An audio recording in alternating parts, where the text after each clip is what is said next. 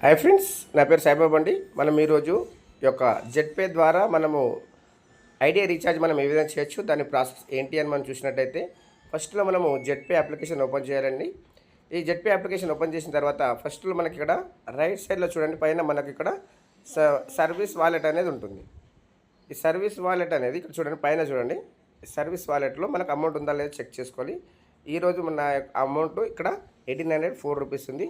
ఒకవేళ అమౌంట్ కనుక లేకపోతే ఇక్కడ ఉంది చూడండి, యాడ్ ఫండ్. దీని ద్వారా మనం యాడ్ చేసుకోవచ్చు. మనం ఇక్కడ చూసాము, ఈ అమౌంట్ ఉంది. ఇప్పుడు మనము మొబైల్ రీఛార్జ్ అనేది చేస్తున్నాం. నా యొక్క మొబైల్ రీఛార్జ్ చేస్తాను.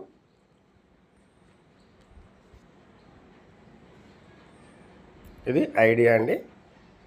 ఇక్కడ మనం ప్లాన్ చెక్ చేసుకోవచ్చు. మనకు ఎన్ని రకాల ప్లాన్స్ ఉన్నాయని కూడా చెక్ చేసుకోవచ్చు.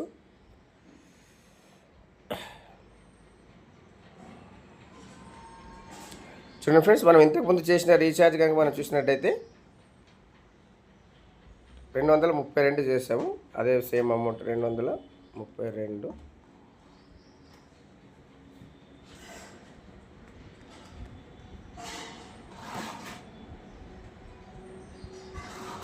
చూడండి, రీఛార్జ్ అనేది కంప్లీట్ అయిపోయిందండి, సక్సెస్ఫుల్ అయిపోయింది. మనకు వచ్చిన క్యాష్ బ్యాక్ కనుక చూసినట్టయితే ఇక్కడ చూడండి ఫ్రెండ్స్, మనకు 17 రూపీస్ అనేది మనకు క్యాష్ బ్యాక్ అనేది రావడం జరిగింది. ఓకే ఫ్రెండ్స్, ఈ యొక్క మనకు వచ్చిన క్యాష్ బ్యాక్ ఏదైతే ఉందో దీన్ని మనకు తెలిసిన వాళ్ళకి షేర్ చేయాలి. ఎందుకంటే మనం చేసిన వర్క్ మనం చెప్పడం ద్వారా మనకి ఈ యొక్క బిజినెస్ అనేది రావడం జరుగుతుందండి. ఎందుకంటే మనము రీఛార్జెస్ పైన ప్రతి ఒక్క ఇంట్లో రీఛార్జ్ అనేది కంపల్సరీగా చేస్తారు.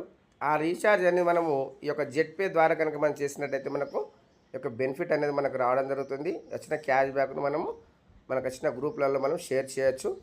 ఓకే ఫ్రెండ్స్, మీకు కనుక మొబైల్ రీఛార్జ్ చేయాలనుకున్నా, డిటిహెచ్ రీఛార్జ్ చేయాలనుకున్నా, బస్ బుకింగ్, ఫ్లైట్ బుకింగ్ చేయాలనుకున్నా, అదేవిధంగా మనము అమెజాన్, ఫ్లిప్కార్ట్ షాపింగ్ చేయాలనుకున్నా, మనం దీని ద్వారా చేసినట్టయితే మనకు ఎక్స్ట్రా క్యాష్ బ్యాక్ అనేది రావడం జరుగుతుంది ఫ్రెండ్స్. కాబట్టి ఈ యొక్క వీడియో మీకు ఏ విధంగా అనిపించింది, నచ్చితే లైక్ చేయండి, షేర్ చేయండి, కామెంట్ చేయండి friends. Thank you to one and all.